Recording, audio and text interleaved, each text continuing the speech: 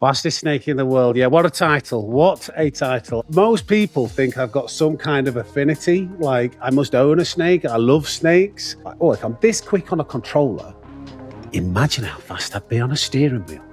Or a bad workman always blames his tools. That's what I say. I'm a bad loser. I hate losing. So I want to win all the time. I want to be the quickest. Second place is just first loser to me. The faster you get, the harder it is to become even faster. It's like diminishing returns. Yeah, I'm the fastest snake in the world. Yeah, of course I am. Of course I am. Slither me timbers.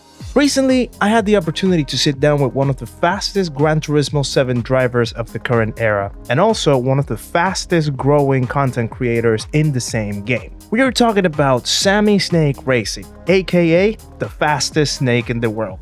Throughout this chat, we were able to discuss how Sammysnake became one of the fastest drivers in the present moment, earning lots of top 10, top 20, and even world leaderboard records in certain daily races in sport mode, while also being able to grow a YouTube channel with more than 12,000 subscribers and counting. He has a lot of knowledge that can definitely help new drivers and even more veteran and experienced drivers to become faster in the game, to approach the racing with a different mindset, and also to understand how to reach your maximum potential in the Gran Turismo 7 world. So, if you want to learn more about how Sammysnake became one of the fastest ever in the game at the moment, make sure to stick around because this interview has a lot of great insight. Let's go to the studio. So, here we are sitting with, not arguably, definitely the fastest snake in the world, as he typically says. Sammysnake Racing is in the building with us today for another episode of Interviews with Sim Racers. Sammy, thank you very much for accepting the invite to join me in another chat with another great of the content creators. Almost 12K subscribers now from the last time that I recall watching the stats in the channel. And certainly, more often than not, top 10, top 20 in the leaderboards for most of the daily races. So you can definitely tell that he's the fastest snake in the world. The fastest snake in the world. Yeah, what a title. What a title. I am here and I am very happy that you've extended the invitation to me, my friend Kizzi. I've been keeping an eye on your progress. You're making some really good content and I think these videos are great. So I'm happy to be part of them. Snakes in the chat, all that jazz. Let's get involved and have a good old chinwag, see what's what. Yeah, and if you're part of the Snake Pit, please leave your comment below to send the support to Sammysnake. First of all, let's start with that as a first question. Where did the name come from? That's a very curious thing. That wasn't on the list. That wasn't on the list of potential It wasn't questions. on the list. Come you on board. So this is a great question, actually, because most people think I've got some kind of affinity, like I must own a snake. I love snakes. So the truth is, it was a PlayStation name that I made, like 15, 20 years ago. I don't know. I can't. And the origins is, for people in the UK, might have heard of a program called Phoenix Nights. And this was a comedy program with Peter Kay and, who's the guy who does No Likey, No Lighty? Anyway, it was a comedy program, and there was an episode in that where they are ordering a bouncy castle for a 5-year-old's birthday party. And it's from Amsterdam, and it comes and it's not suitable for a child's birthday party because there's a 20-foot dangling participle coming out of this bouncy castle. So they save the day by dressing it up, putting some tarpaulin around, green tarpaulin, and calling it Sammysnake. So when I was growing up with my mates, like Sammysnake just became like a funny thing to call me. So I called myself Sammysnake on the PlayStation, and it's just stuck from there. That is as random as it gets. And it's not because I own a snake or anything like that. It's from some random program, Phoenix Nights. It's not the most PC, like, not the most PG-13. Yeah. But yeah. Fair enough, yeah. So sometimes the names just come as random as they are, and they just stick, right? But at least we get to debunk the myth about whether you own a snake or not. Well, actually, yeah, I don't own a snake, but I did. People won't know that I actually tried. My YouTube channel was called, for like the first week, Big and Bold Racing. Oh, wow. Big and Bold Racing before Sammysnake. But then I realized that I had some, because I'd been high up on the leaderboards and I've been in the chats of many other streams. I just thought, well, people know who Sammysnake is. So it probably makes sense. And I think that was the right decision.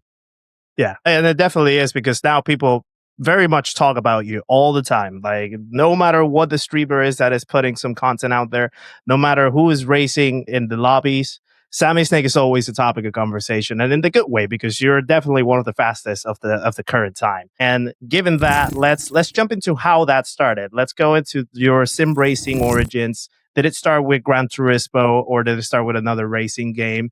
Talk to us a little bit more about that. First of all, appreciate that. Thank you. I'm not sure whether everybody's talking about me, but give me a few more years, there might be. So sim race, I mean, for me, I've always been a gamer. And I'd flirted with Gran Turismo. I love the Gran Turismo series. It is the only racing game that I've really played. I think the first Gran Turismo I played was Gran Turismo 3. Not thoroughly, just as a bit of fun, nothing too serious. Then Gran Turismo 5. I remember that one because that was the one with the Sebastian Vettel X1 challenge. But then I didn't really touch them quite a while ago. I've never really got into it that much. But through COVID, lockdown, etc., I really got into gaming again, playing online with my friends, playing Call of Duty, having a laugh in Verdansk. And but the thing is, I went through a number of controllers playing Call of Duty because the wall had a lot of interaction. Yeah, I used to get quite angry. So me and my good friend Jamie, who's actually been on the channel before, was one of the gladiators. And I don't know if you've seen a program called Gladiators. I think I've seen a video of you with him. Yeah. So we were like, what about a different game that's not as stressful? I said, Gran Turismo 7. Let's buy that. And we bought that. I really got into it. I would love the immersion and like the what's the word? Nostalgia of playing the game. And I really get into it. And I wouldn't get stressed. I wouldn't get near the levels of rage that I would get in Call of Duty. So that's kind of from 2000. That was about 3 years ago. It was early 2022 that I bought the game and just started, playing it on the old controller. That is the origin. That's where it first started from. Right. And from controller, then, how long did you stay in the controller before you got your first setup? And how was the transition period? Because obviously a lot of people struggle at first when they switch from controller to a wheel, and they find it very stressful at first because they try to understand how the wheel works. Why are they so slow? How was that for you? So it took me a few months of playing on the controller. I got really into it. I'm like, this is brilliant. I love this game.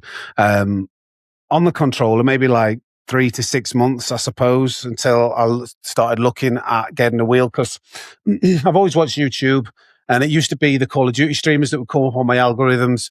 Then it started coming up with streamers, and they're on the wheel. And I don't know about you, but as a child going into the arcades, I would always be drawn to, the steering wheel and the pedals. Oh my God, playing a racing game. With a wheel. That's fast.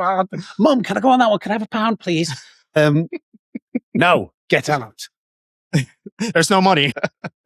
So I just thought, well, I've always been sensible with my money. I save up my money, and I thought, I think I deserve to be able to buy myself a cockpit and a sim racing setup and enjoy this game properly. So I bought it, and I was like, this is brilliant. Don't have to put £1 coin in it. I could just go in on it as much as I like. Really get me money's worth. And the transition, what I'd always thought, and this is what most people think if they've gone from controller to steering wheel, is like, oh, if I'm this quick on a controller, imagine how fast I'd be on a steering wheel. Yeah. And it was a bit of a shock, really, because it took me at least 2 weeks of grinding out on the wheel before I started getting to a similar speed on to what I had on a controller. It was much more difficult at first because what I don't think a lot of people realize is on controller, there's a few layers of assistance. Obviously, if you're using the analog stick, which most people do, little stuff like your steering inputs. So if you want to go around a corner and you use your controller, if you just put the stick to the left, the game will put the perfect amount of steering angle in there to carry the most amount of speed around that corner. But what you can do on a wheel is you can turn it too much or not enough. If you turn it too much, it starts in the steering. Yeah, you go too sudden, too jumpy into it. Yeah. Yeah. So you tie in the inputs. There's more hand-eye coordination going on. And as well as that, controller has a layer of counter steer assist built into it, just at a tiny degree. So if you've ever tried to drift on a wheel compared to a controller, it is 10 times easier on a controller because there's that element of the game helping to catch that slide. So it took a while to adapt to using the wheel. And I'm faster than what I was on controller, but I think that's partly to do with the fact that I just played the game. I've been playing the game. As you play the game longer, you get faster. So I think, a lot of people think that if you're on a controller, you can't be as fast. I think it swings and roundabouts. There's some pros, there's some cons. And I was, I was A plus on a controller. And I don't think that it's that much of a restriction being on the controller. Calster's a brilliant example of that. I was just going to say, you see the likes of Calster, Lewis Burton, I think he was also on a controller a good while ago, and plenty other drivers. Daniel Solis, I think he qualified to the World Series many times on a controller. So certainly not a restriction to get to high levels. I think it's, as you say, it's mostly understanding the fundamentals behind the wheel, the game, behind the physics, behind everything that happens inside the game rather than what you use to play the game. Yeah. Absolutely. It's the same inputs. It's just a different tool of putting those inputs in. And there's some advantages and disadvantages on either side. But it's really well balanced, actually. I think Gran Turismo have done a great job of allowing both to compete fairly. Yeah, indeed. And I tend to always say a phrase, it's not the arrow that's the fault, it's the archer. Yeah, or a bad workman always blames his tools. That's what I say. Yeah, exactly. So when you started playing GT7, do you remember how your first online race went? No. I don't know about my first online race, but I remember when I started getting into Top Split. And at that time, I was watching content creators like Digit and Key, I believe, mostly.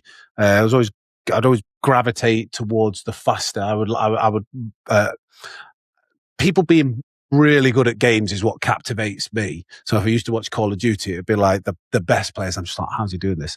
But either way, I used to watch them, and I got into this lobby, and I was like, oh my god, these are the guys who are really quick. Look at their qualifying times. I'm like mid pack, and I saw that Digit, and I think I want to say that Lewis Burton might have been in that race, and the race was Group 4 at Grand Valley Highway, and the meta was the Mazda. You remember when the Mazda was OP, so quick in a straight line? And I think the strategy was you could either use your hard tires and not pit, or you could go on softs for a period of time, but then you'd have to pit stop and change to hard tires. And it was way faster to just use the hard tires. And I mistakenly started with soft tires, and I'm like, oh no, my race is over. And I like commented, oh, sorry, wrong tires. And I thought, what I'll try and do is I'll help Digit out. So I'll try and feed him a bit of slipstream and not get in the way. And I just completely, absolutely failed. I made a complete hash of the whole race. I got in the way more than I was helping. I remember watching it back on Digit stream, and it's like, what is this guy doing? I was trying to help you, mate. Get in my slipstream. Yeah. So yeah, it was quite embarrassing, that first moment of when you're in with these names. It was quite intimidating, and I was a little bit anxious to not embarrass myself around these names. I was like, oh wow, these are the top dogs. So yeah, that was probably my first most memorable like online race that I can think of. Not great. Yeah, I don't think either of us, like none of us have had a super, well, apparently except for Sparks, which he said that his first race he actually won it. But it's more often than not that you find struggles in that first online race. I certainly had a terrible one on my first one. But down the journey now, look into the present, and you are consistently competing in the top split with some of the biggest names out there in the game, world champions, super high end streamers like Digit himself, which we also had in an episode back here. And now that you mentioned his name, let's jump a little bit forward to the agenda, because there's a video of you actually receiving some coaching from Digit the man himself. So I'm interested and very curious to know that experience, how it went to sit down with him, get a little bit of knowledge from him, and how it helped you develop to the level that you are now. So that's quite a while ago now, isn't it? I almost forgot that I made a video about that. So I did my research this time. Yeah. When I was trying to get faster, I'm a very competitive person, and I'm a bad loser. I hate losing. So I want to win all the time. I want to be the quickest. Second place is just first loser to me. So I saw that Digit was offering coaching, and I thought, this guy's probably the fastest streamer that I'm watching, that I'm aware of. So why not book a lesson with him? And at that point, I was A+. I wasn't as fast as what I am now.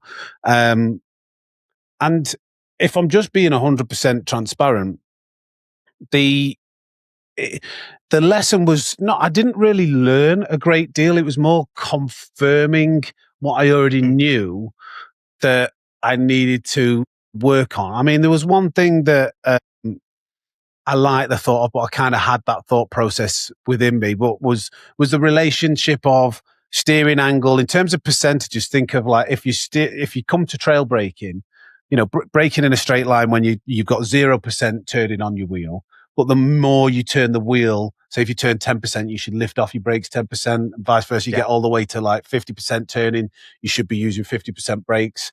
The friction circle.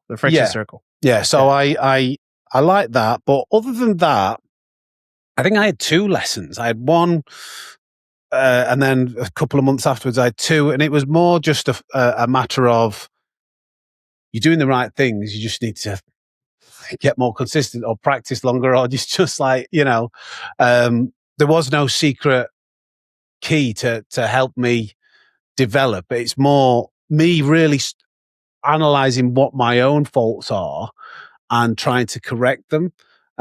So yeah, that would be my honest like feedback. There wasn't a long-term process with Digit. There was a couple of lessons I picked up, some points, but most of what I've learned has just been through my own practice sessions and watching faster drivers and trial and error and testing what works and doesn't work for me. And I'm still in that process of trying to tweak my driving to get even faster. Yeah. I think it's a never ending process, isn't it? Because there's always at least a 1% that you can improve every day. So it's understanding that, like, not being complacent about your progress, but also not being overly obsessive about trying to get super better, but just trying to take it slowly, trying to find that little room of improvement that you can take the next day, and you can target that focus into improving that. Yeah. I'm never satisfied. I'm never satisfied. I can get a top 10 time in the world, and then I look at that and go, yeah, but I messed up turn 2. It should be top 7, or this. But you have to. Yeah, there is a balance to be had where you don't beat yourself up too much. But that is just, it's in my DNA to be like that. And it does sound very similar to my experience, at least coaching with Luke. Obviously, Luke also comes from Digit School, essentially, and then I went to him to get some advice, to get some more knowledge into my style of driving. And for the most part, I think I can also relate to your point of view where it was not really to learn that super much of a deal, but rather like confirm that I was on the right path to get where I wanted to be, at least in terms of level, and just tweak small things towards more improvement. And I think it really clicked on the moment that I went through that. And yeah, again, like it was one session, but a session that essentially changed a lot of things in Yeah. my way of approaching the circuits. So I find it very interesting how coming from kind of the same school, just with two different people, at least you and I, we both have had sort of a very similar experience. Obviously, you are way faster than me, like that's no question. But the output or the outcome of that is very, very relatable from what I can tell. Similar, Yeah. extremely so. Yeah. So notching it back a bit, then everyone that sees you physically can definitely tell that you've worked out quite a lot in your life. And I have heard that you have a strong and lengthy powerlifting background. So I wanted to know what led you to get into powerlifting and whether that has translated in any way, shape, or form into your sim racing style. So powerlifting, if I'm again honest, I will always be honest. What got me into powerlifting is I was always a gym goer. I always liked to be in shape. I did a couple of bodybuilding competitions. And if I think if most people are honest, why they start going to the gym as a bloke was to be more attractive to ladies. So I couldn't pull the skin off a rice pudding when I was skinny. So I thought maybe if I get some muscles, then I can attract some girls. That's so let's go to the gym. Let's nail the gym. And then I got a girlfriend, and I thought, okay, I started training at a different gym, and there was this powerlifting. I didn't know anything about it, but the thought of being strong, like there's only a few things that I care about with going to the gym: being big, being strong, and being lean. I suppose I want to look in shape. I don't want to be big and fat, but I suppose powerlifting, that sacrifice, I did get a little bit fatter for that. So I think it's Dragon Ball Z that I just want to turn Super Saiyan. Unfortunately, I ended up turning into Krillin. If you know, you know. Oh, that's perfect. That's perfect. So, but what I just got into powerlifting, and I'm not somebody who does something by halves. If I get into it, I'm doing it properly. So just over the years, I got more and more focused on trying to be the best powerlifter I could be. And eventually I ended up stopping because my life revolved around powerlifting. I was in my prime when I quit. I had the British record across all federations. I was ranked third in the world. I'd squatted 410 kilos or 900 pounds for people who don't use those units. 230 kilo bench press or 500 pounds. And then 380 kilo deadlift, which if you're watching, if people know about powerlifting, they're good numbers. Raw with knee wraps. Oh yeah. But I've done a little bit of powerlifting myself. Definitely not anywhere near. But yeah. So I decided that it was too much. It was at the cost of some other things. So I decided to walk away. But bringing it back to your question of that's how I got into it. But how it relates to sim racing, the only thing I'd say is what powerlifting did to me, the best gift that powerlifting did to me and what I achieved in that is the level of self-belief and confidence that I have going through that process of, I wasn't like, I had some potential, but I didn't start powerlifting and like, oh my God, this guy's amazing. It took years. And it was through hard graft, dedication, patience. So I've taken that into all other aspects of my life, developing the willpower and the dedication and the self-belief that if you really, really, really, really try and do something and you do it properly, you'll be very surprised at how much you could achieve. So through that, I think that's helped me probably become a better driver. Little nuances like knowing that, you might have to temporarily take a step back when you change your driving style to develop further on, and just having the mindset of like, right, if this is what I'm going to need to do, then that's what I'm going to do. So that's probably the best answer I could give to that question. Yeah, and what I also like a lot and about the similarities between powerlifting or just like exercising in general versus the way how to drive. There's one thing that you mentioned in there, and there's another thing that I will also add. The main thing is the time that it takes to really develop that level. Like as you say, it doesn't just happen overnight. It does take quite a while, and it takes a plan to go through it. It takes progressive overload to Yeah. try to get there. Always trying to get that little 1%, 2% at a time. Don't just try to like jump from trying to cut down a second of your lap time or try to like put another 20 kilo plate into the bar straight away, but rather go with a 2.5, go with a 5 kg, or go a tenth at a time, things like that. I think that's where the overlap between both things really, really sink in. Yeah, you're talking my language with progressive overload there. Yeah, definitely. I was very much into it back a while ago. Now I don't hit the gym now, even if they pay me. But I don't have that. I used to hardly get the time. I hardly get the time now. But the progressive overload, it was a massive thing. So probably one other cool thing to mention with powerlifting is I was coached by a guy called Australian Strength Coach. If you're into strength powerlifting and you know some Australian lifters, or you might know Hathor Bjornsson is, the mountain from Game of Thrones. That's his same coach. And he was 4-week mesocycles, progressive overload, rinse and repeat with different stages. That was like bread and butter. And if you look at Hathor Bjornsson, that's exactly how he's trained. And he is, in my opinion, being the best strongman, the strongest person on the planet. The stuff that he's done, he's just got it. He's Jesus of strongman. And then the also great thing is what you say about where to put the lens, and not about comparing yourself with someone else, but rather comparing yourself with your past self. Not try to always like focus like I want to be as fast as him, but itself I want to be faster than I was yesterday. And you put yourself as the main target. You want to be a better driver than the driver that you were a day ago or 2 days ago. Like it's always about you as your own reference, not trying to get that sort of imposter syndrome, but also like creeping in into trying to reach levels that you may not be ready for, trying to look at someone else. Like I think it happens with most of us when we see the likes of Hizal or Gallo that you've raced a lot with now. And I could probably assume that back in the day you looked at them and you were like, I want to be as fast as them. Well, now you are, but you probably didn't fall into that rabbit hole of, you know, like why am I not as fast as them, but rather how can I be faster to get there? Yeah.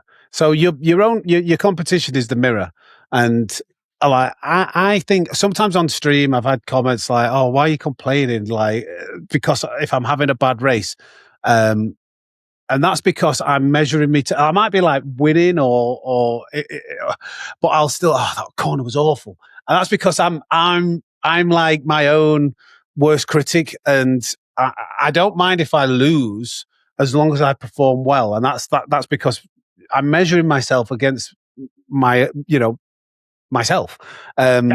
So yes, I remember the first time I was in a daily race, and I think it probably was a name that I recognized. It was Gallo, and it was Spar, I think. And I just thought, I'll just let him past.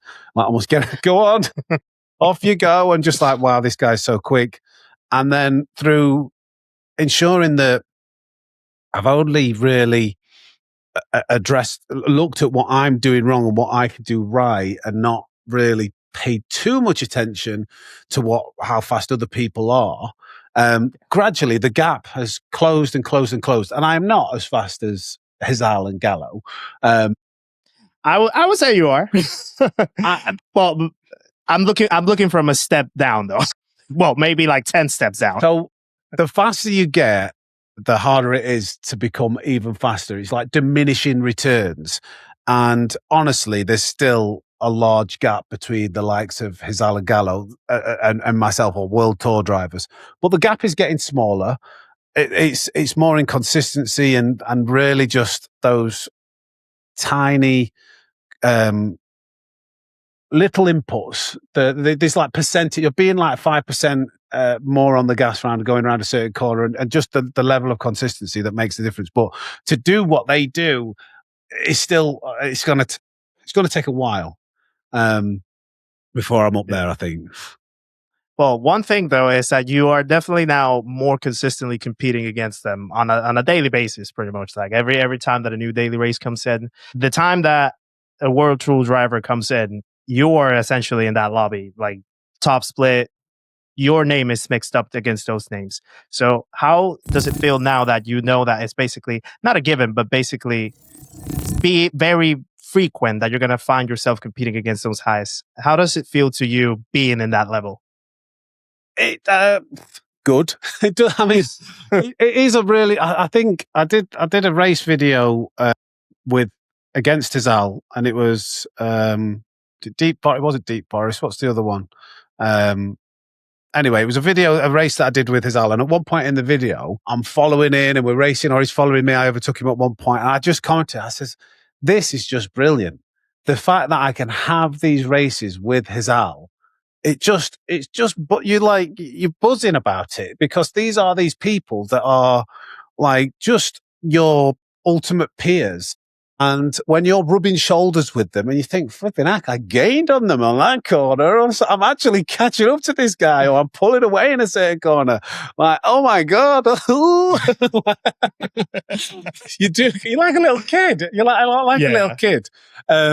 So I do have a higher level of confidence now that when I go, one of the streams I do is Monday night, and it's always top split. It's stacked to the rafters Monday night normally, especially if it's a good daily race. But I go in there and I see these names, and they are like the top dogs, and I'm like, I can beat you. Give it on a good day, I'm going to give you a run for your money. I'm not just like, let him pass, it feels really good to be on a similar standard. I do want to put on the record that I am definitely not as fast as these drivers. I'm getting there, but there's still a way to go. Perfect segue though, because so many other people would say that you are, and they consistently praise that, like either in your streams when you're racing against them, or in other people's streams. Like if we catch you in the chat of Rory's stream, or Sparks's, or Hoggy's perhaps, and some other fast drivers, DJ himself as well, a lot of people will comment that you are pretty much at the same level or very similar level.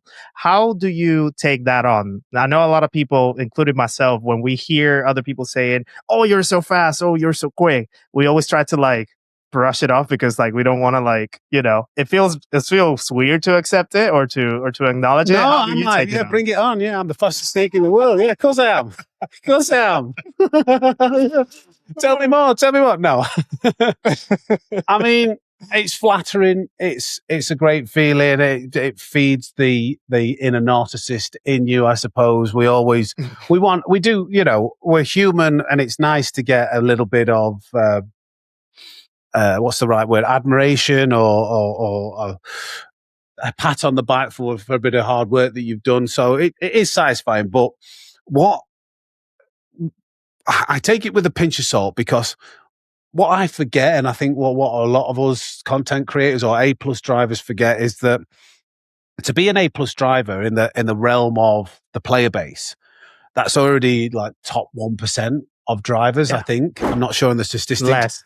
Right. Okay. I think it's like 0.6 or something like that. Yeah. 0.7.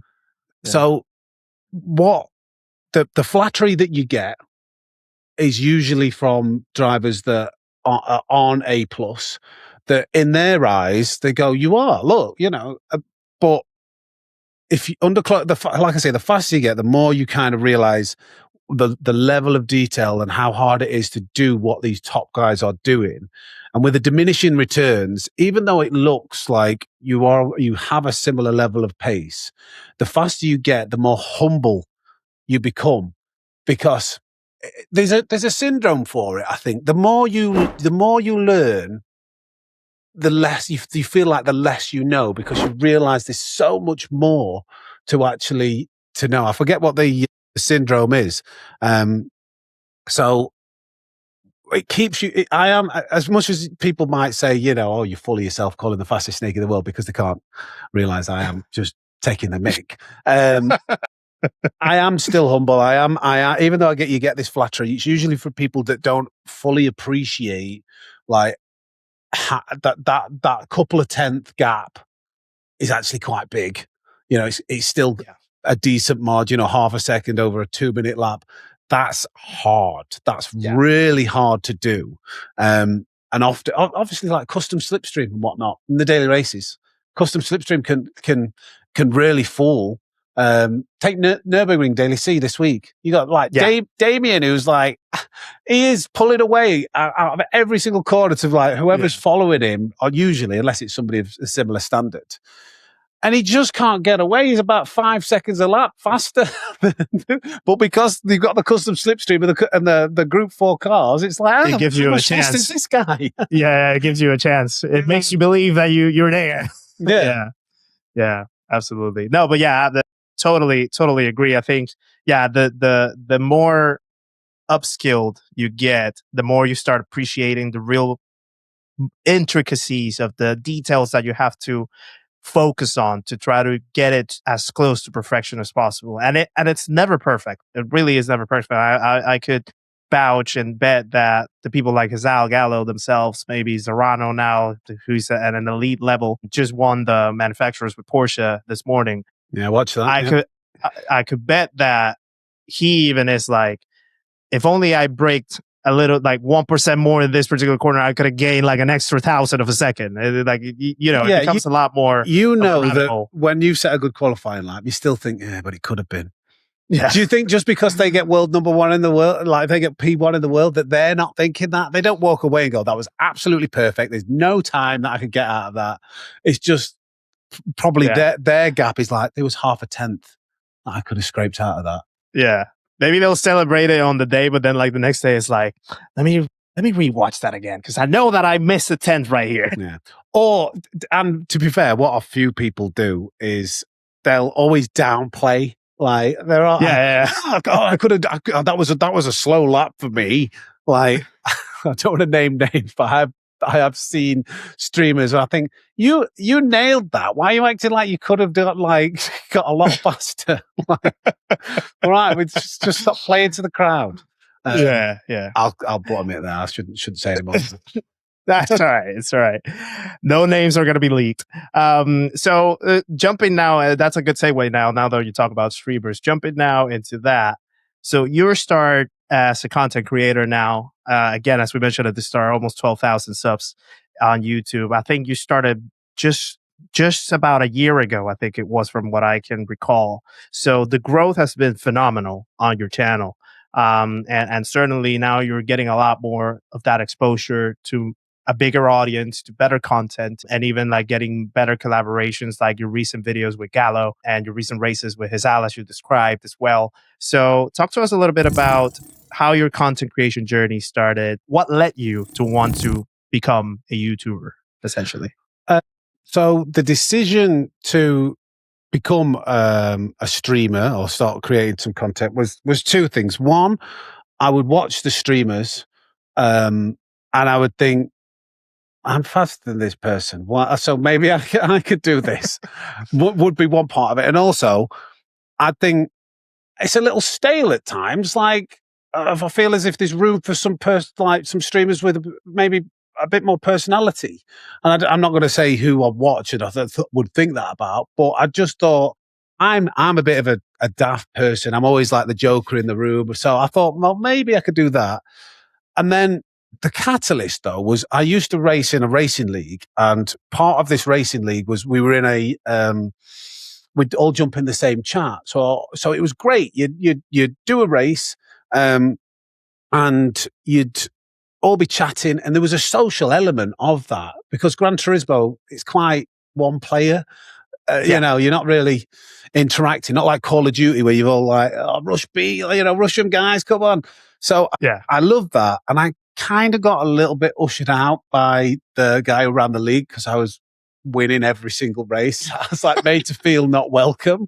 So I thought, well, what we're going to do now that social element's gone, maybe if I start a YouTube channel and stream, I can interact with the chat. But I didn't rush the decision. I I'd studied and read books. Well, I remember taking a book. I went on holiday with a missus, and I read a book called The YouTube Formula.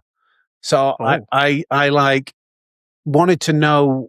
I wanted to be prepared. And I kept on saying to my missus, I'm not sure whether I should do this. Maybe you could, because, it's a weird world we live in where people can't earn money from playing games. Yeah. And like I said before, if I do something, I want to do it properly. So I put a bit of groundwork in, started thinking about some things. And then like with what happened with the racing league, I just thought, I'm going to push the button on this. And I thought, I'll give it a go, see what happens. And it's been going pretty well, actually. Just over a year. I managed to hit 10K within a year, which was a goal I didn't think I would be aiming for when I first started. But partway through the year, I was like, maybe we could do this. And I almost killed myself, like trying to, just how hard I was working and the pressure I was putting myself under. And just, it was great to do it, but it's hard. It was hard, really hard. But did that answer everything? I can't remember. Yeah, I think it basically did. It's hard work, hard leg work, but it definitely has paid off so far for you. And I think probably within the GT7 community, you may have the fastest growing rate, at least within a year's time, of anyone that I can think of. Because like you see the likes of people like Steve himself, Rory, Digit, like the big GT7 creators, and even they had quite a lengthy time to try to get to the numbers where you are now. And you did it very fast as well. So definitely you're doing something in the right direction. Would you say there was anybody that inspired you in your style of delivery content? So I'd love watching Steve, Super GT. He was the one I would start watching first. And there are other streamers I like watching. But in terms of there might be elements of what I'd seen that I thought, because I'm very analytical when I was because I was thinking about making the channel before I did it. I would look at, this guy's growing quick. What is it that he offers, and why is that? And this person perhaps hasn't grown quickly or is diminishing. What is it that they're not doing? So I wouldn't look at it from an inspiration of how I should do it, because I'm my own person. And I have to be authentic when I'm streaming. I will never be a Rory. I will never be a Sparks. I will never be a Kizzi. I'm my own person. But you can look at elements that they're like, maybe they're interacting with the chat really well. They're making sure that you are paying attention to the priority, or there might be a fancy effect and you think, that was cool, I like that made the stream more entertaining. So there are elements, and I have across, I'll probably say if I pick three out, I think Steve, I don't know, it's his storytelling. Steve is just like, he will do his own, like, I'll do a video the other day of like Daily Race A going around Daytona, but the way he tells that story, and he's just a really likable person as well. I don't know, he's got quite a charismatic personality, chilled out. I think that's what's appealing to him. And also, he's one of the OGs. Rory, he's Mr. Nice Guy, family guy, interacted with the chat. That's the element that I think is like one of the things that makes him very popular. And then Sparks, just crazy, like entertaining, but his effects are just like chef's kiss. I've watched the episode of Sparks, and it makes sense of why he can do the things he can do. His intros are just like unbelievable. Yeah, they're phenomenal. Yeah, absolutely phenomenal. But I'm my own person, and like I have to take my own route. Could maybe try and tweak things from what I learn has kind of like seemed to work for them, and I could adapt my own way of doing that. But yeah, nothing, no one person in particular, I would say. Yeah. And I think that's very important what you mentioned right there, because in the end, yes, there's going to be some similarities in what is delivered, but not necessarily on how it is delivered. And that's where your authenticity, your uniqueness, your own personality shines through, and you can make it shine through if you just like have confidence in that it's going to be entertaining, it's going to be appealing to people, and you just bank it in fully with what you can deliver and what you know how to deliver. Because again, as you say, you're your own person. You know yourself the best. So you know exactly what works for you, how you can make it work for other people, and that's the way how you can really shine through the lens. So yeah, that's very important. I would say very essential. Absolutely. So throughout your start, you have something that at least I haven't achieved, and I wish I would, and definitely something that I bet when you saw it at first, it made you jump through the roof the moment that you saw it. You had a viral video that went over by like 133,000 views or something like that. One of probably your first maybe like 10, 15 videos. Yeah. And it really probably sparked the growth of your channel at first. What was the emotions, the feelings that you had when you saw that happen, that sort of like confirmed, I can do this, I can follow this journey, let me just keep pushing through it? How did you take that on? So the five best ways to earn credits, I think, is the one you're talking about, which is by far the best performing long format video I've done. Yeah, so that was the first video that I did once I invested in getting a PC. At first, I streamed just through the PS5, and I was doing videos on my mobile through CapCut. But then I invested in a PC, Premiere Pro, all that. And because I'd been analysing of what I believe to be popular topics in the niche of Gran Turismo 7, I thought, credits. People, why do people want lap guides for the time trials? Why people want to know what the fastest car is in what race to do? I just thought I'm going to do a video covering the 5 best ways to earn credits, because that is a well-searched thing on YouTube. And I know it was something that I was looking for when I first started playing Gran Turismo. So that was the concept, bringing it all together, recording the footage, and then learning how to use Premiere Pro with a lot of ChatGPT and just like trial and error. That video probably took me 10 to 12 hours to put together, including because I was slower as well, but it still takes a long time. So the whole process of going from concept to recording to stitching together to editing to creating the thumbnail and then uploading it, that part is extremely satisfying, even if it doesn't take off. It's such a good feeling when you stitch it together and you watch it back. You're like, oh yeah, nice work. That was good. But then when you see it start to perform and take off, I wasn't sure what taking off was. And to be honest, it didn't just jump up. It didn't within a week, 2 weeks, absolutely skyrocket. That's a perfect example of an evergreen video. Yeah. That is something that to this day, if I went on my phone in the last 48 hours, it's probably picked up another 500 views. It's just still ticking up on the graph. It's still picking up views. So, and collectively, that video has picked me up 1,000 subscribers. That one video. Yeah. But that's over a long period of time. So the emotion it wasn't like a, oh my God, I made it. Mom, it's going viral. It's happening. It was just like, oh, nice. That worked. Why did that work? Well, analyze it. And then it's gradually and kept going. It was great, but it wasn't like a super exciting moment. It was just like, right, that worked. Or I need to pay attention to why that worked and try and recreate that. I'm a firm believer of if something works, if something doesn't work, it's your own fault. You've got something wrong. And it might be, so I'll take an example. I did a follow-up video of the Gallo. I did the coaching video that Gallo, I had a 1 hour coaching session with Gallo. That did okay, performed all right, and maybe 6,000 to 8,000 views. And then I thought, do you know what? It'd be a really good idea because we're in the lobby for 90 minutes talking about all sorts of different things. And I've done videos before where I go 5 tips to get faster, and they've got 20,000 views. So I thought this will be good. And I did 7 tips to get faster, stitched it all together, watched it back. I thought, this is good information. I think this will do well. Upload it, flopped. Right. Just flopped. Just not doing very well. And it's disappointing. But I don't go, oh, the darn YouTube algorithm has screwed me.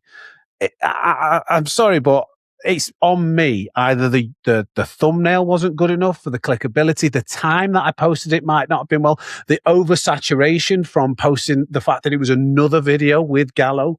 For one reason or another, I messed up. So it's I think that's just an important mindset to have. Don't blame anybody else other than yourself if something's not working. Yeah. And I think the other big lesson, especially for people that want to get into the content creation world and want to start like a journey through YouTube, is I think you emphasize two important things. One of them is to always first look at yourself. What can you improve to make your stuff be better, to make it shine more within the algorithm. Like the algorithm doesn't just decide to punish you because of you, but rather because you may be missing the mark or something. But it also shows you that the formula isn't a straight line or a straightforward formula. Like there's so many elements and variables in there that can change, and you have to experiment and test with it to see what works, what doesn't work, and just, as you say, take notes of why it performed, why it didn't, and how you can keep going with that trend and finding the recipe to at least get as close to there as you can get. Or if it doesn't work, then maybe you need to tweak something up or change something. Yeah. But also, I think the biggest one that you mentioned is the patience element, because sometimes we may think, like with your credits video, for example, it's still growing to this day, but a lot of people may see, like, if within a week it doesn't get the performance that you want, it's dead. And then some people may jump into like deleting the video because they feel it's like bad, or but you never know. Like at any point it could just blast off and keep going and going and going, and it can happen both directions. Like it can happen that it starts very slow but then peaks up very quickly, or it can peak up very fast but then just stale. So I've done videos where at first they've gone a bit slow and then carry a lot. I think I did the tomahawk, trying to set up the fastest lap in a tomahawk, and at first I thought, it's all right, it's not as good as I hoped. But then I checked 2-3 weeks later, it's got 40,000 views. It's continued to go. Out of interest, I was actually just going to look on my phone and see whether I could.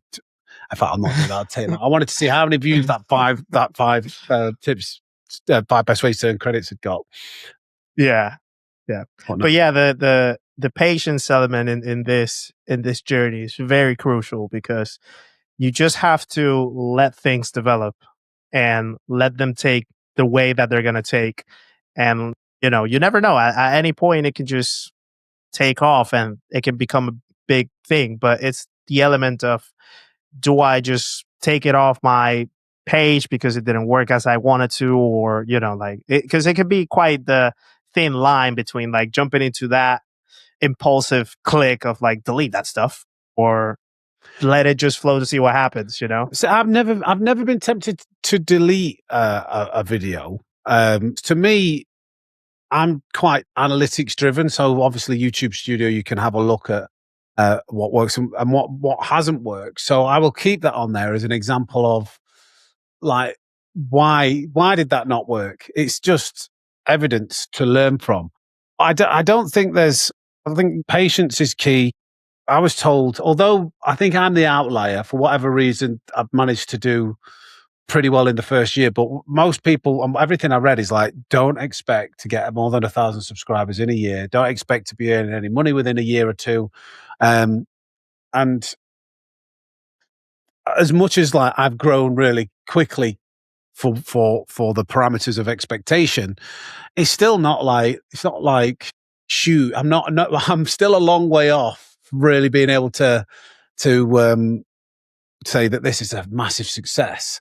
And it takes time, and it won't, and there isn't just like that's a fairly viral video, but that's not going to change your channel. Still the overall like content and consistency and patience. Just accept it's going to take a long time to get where you want to be. Yeah. It's not about winning the game, it's about staying in the game. Yeah. Yeah. True. So going now into, so we talked about your experience with Digit in the terms of coaching. We talked about your experience being coach as a power lifter. And now you also help other people in sim racing as a coach as well. You recently started your coaching journey too. So how has it been so far at the start? What have you found that you have learned from the people that have coached you that maybe has translated into the way how you coach people? And what have you found that are like the biggest misconceptions that other drivers come to you and think that they're doing right, but they probably are completely off the bat?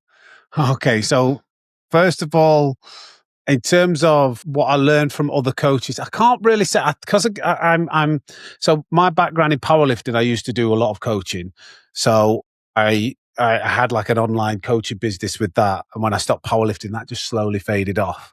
But the reason why I kind of decided to coach was first of all, the demand was there. People were always asking, "I want to, will you do coaching? Will you do coaching?" And to be honest, I was a little bit reservant because I didn't think I could warrant. I think if you say that you're going to do coaching, you're almost making a statement that I'm really quick, you should learn from me. So I was always a bit like standoffish. But what I felt like I had to offer was I've got a real knack for being able to articulate information so it's easily digested. So the information is very same for what the coaches will know. But from my experience when coaching previously and just the way my mind works, I felt like I would be good at delivering that information so that people will be able to understand it and adapt. Because coaching is a skill. Somebody can be fast, but actually being able to communicate and get somebody to understand what they're supposed to do is the hard part. Like there's a load of A+ drivers out there that probably wouldn't make good coaches just because they're like, oh, just trail break. There's some, just like, I don't know. So it's easy. Why can't you do it? Yeah, they'll just simplify. It's like, okay. So that would be kind of like, I wouldn't say I took inspiration from anybody in particular or picked up something that I thought they were doing. I just, if anything, I don't know whether this sounds bad, I thought I could do that better.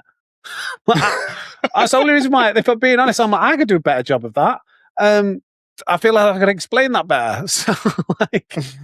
So that's what I did. And then the most common misconception is people thinking that it is some nuance of my trail braking needs work, or like something that's an advanced driver technique that they'll come in and they'll go, that's because I always I get them to fill out a form and they send it to me. What do you want to work on? And I tell you, 99 times out of 100, they'll say something complex.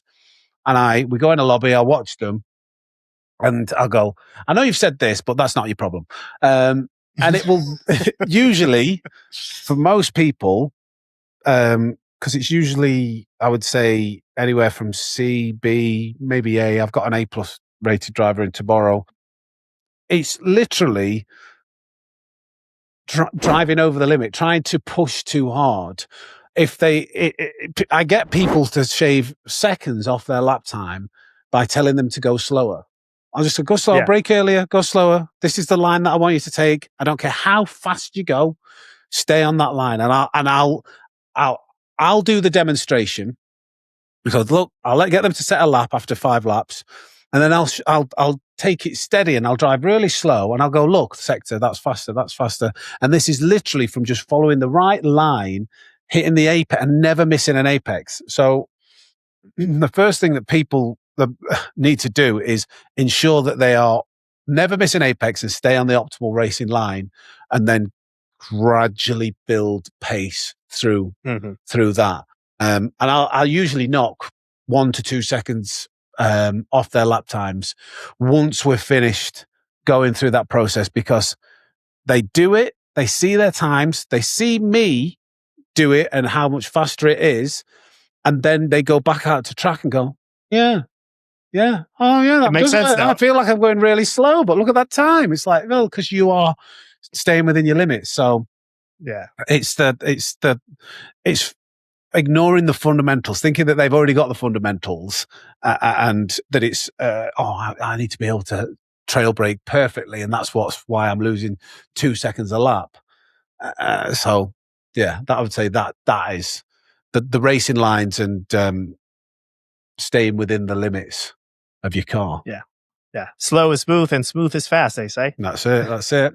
Yeah. And just as we were speaking earlier as well, is the fact of gradual progress, progressive overload, what we were talking about. It's just taking it slowly, not trying to jump straight off the bat to the very limit, but rather going little by little, trying to reach over to that limit and finding where that limit is first, rather than pushing beyond that limit before you even know where the limit is. Yeah, I think what a lot of people do is they'll watch a lap guide, and the lap guide is on like the world #1 time.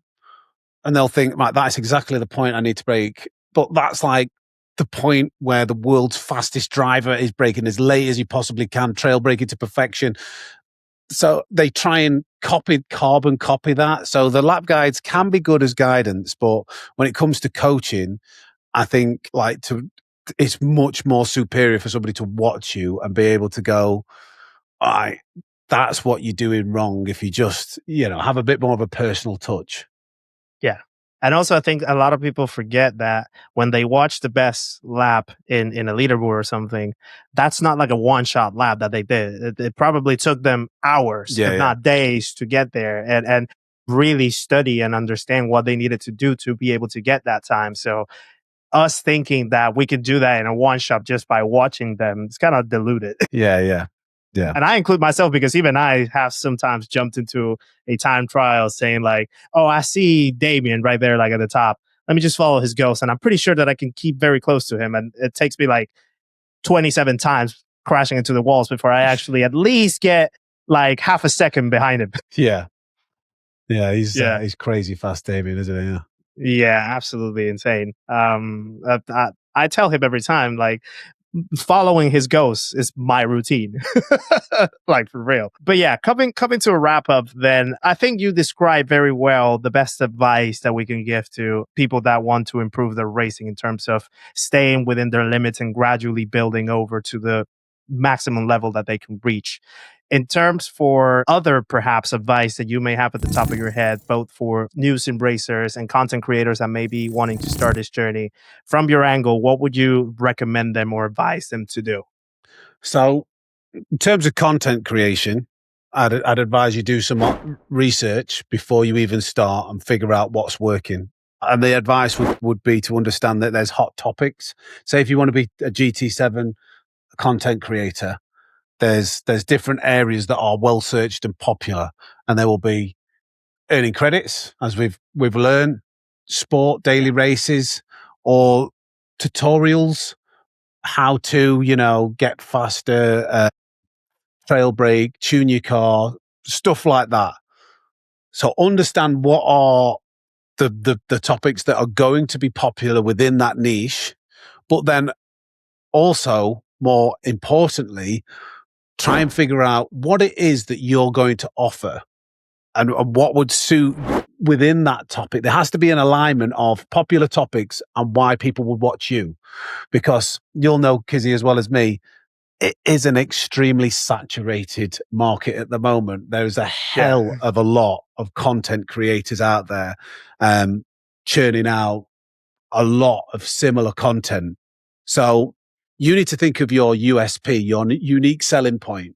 Why would people gravitate towards you? And I think it's been easier for me than most, because how to get fast or enjoying watching faster than average drivers is popular. So I think that ties in to why perhaps I've grown quickly. But if you're not like one of the top guys and you can't offer that, then you really need to look at what it is that you can do that's going to convince people to watch you over the 50 other guys who are live streaming daily races on Monday. So it's a combination of looking at what's a popular topic, seeing where you lie, and what you would marry up with what you can do, but then finally understand that you need to nail the content. And when I talk about nailing content, there's basically it is quite basic. It's the idea is basic, but the formula is quite difficult. You need people. There's a big black box. You need to get people to click on your video. So it needs to be a topic that's popular, and the thumbnail needs to be captivating. And then you need people to watch from start to finish. It needs to be highly engaging. YouTube just want people to stay on YouTube. So if you get them to click on that video and they stay there and watch that video, then they will push that into the algorithm. That's basically how it works. How you do that is when it gets complicated. Yeah. But that's thumbnail and keep the video engaging. Don't have any boring parts in it. Just keep the essential information in there and marry whatever the topic is with what you've got to offer, and you'll smash it. Easy. Yeah, absolutely. And I totally agree. Yeah, it's the tough part is trying to decipher how you're going to do it. But then again, if you relate back to what makes you unique, what makes you stand out, and you bank on that to try to deliver, more often than not, you will find some success, and you will find someone that will relate and spread the word out. And I think that's what happened with your channel. That's what happened with so many other channels out there, like the big names that we know. So it's definitely just trusting the journey and keeping on the push. Yeah. And I would say, I think you're doing a really good job yourself, Kizzi. This is it's a really good idea. Like the idea of, collaborating with other content creators, getting something that's not you've not seen rinsed and repeated. I hope that these videos are clickable. I hope that they're engaging. So I really and the way that you edit the videos are really good. I've paid attention to your videos, so you are doing a very good job, and I hope that your channel does continue to grow, my friend.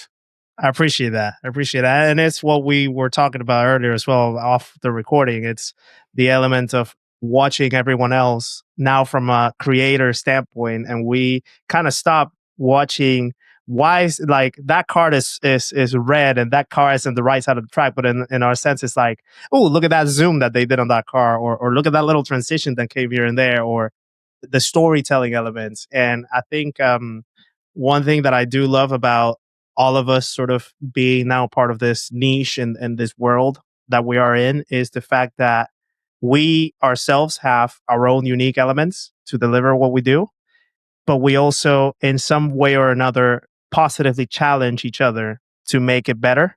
Because, like, we in a sense, we kind of like look after each other because we keep growing together, and then we just focus on trying to deliver even more and more and more, and learn from each other to get better at what we do. I see your videos. I'm like, right, I've got to raise the bar now. He's doing that better than me. But we also collaborate and then both benefit. So yeah, exactly.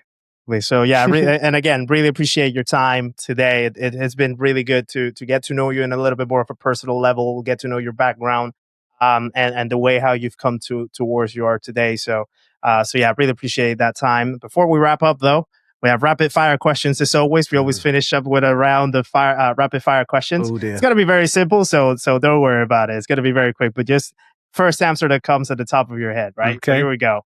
Favorite Group 3 car in Gran Turismo 7? Oh, BMW M6 for catching that slip angle while you're drifting out of a corner. Yeah. Nice. Favorite track? Well, Nürburgring, got to be. Nordschleife, yeah. If you had to meet one driver, dead or alive, who would it be? Michael Schumacher. Nice. Yeah, Digital just had Schumacher now that I remember. If you weren't playing Gran Turismo 7, what other sim racing game would you be playing right now? Oh,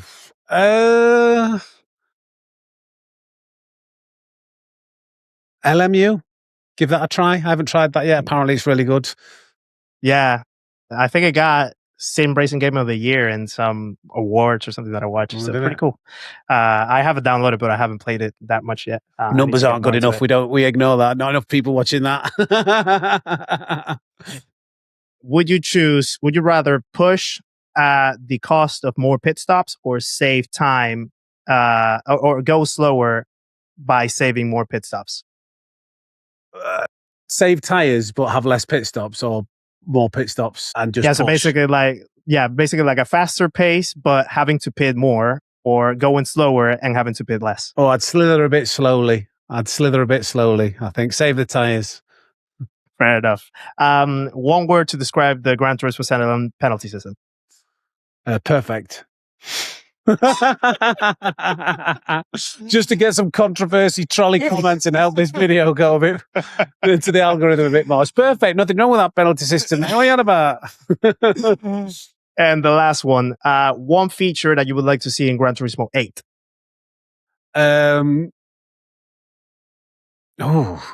More daily races, a lot, like an extra daily race, a longer endurance daily race. That would be the one thing that I was a bit disappointed was missing from the recent update. And I love sport mode. Yeah, fair enough. Well, that was it. Once again, Sammy, thank you very much. It has been very fun to engage with you, to have this chat with you. Hoping that this can repeat a lot more times. Obviously hoping that I can still share the track with you a lot more, and that I can get below you by 5 seconds instead of 10, because I don't think I'm going to be able to catch you. And yeah, guys, if you really enjoyed this chat with Sammysnake, the fastest snake in the world, please make sure to like the video, hype as long as you can. Subscribe to the channel if you haven't already, if you want to watch more of this type of content. Subscribe to Sammysnake as well if you haven't already. And hope to catch you on the next one. Anything else that you want to say before we wrap up, Sammy? Slither me timbers. That's it. Snakes in the chat. Snakes in the chat. All right. See you later, guys. See you later.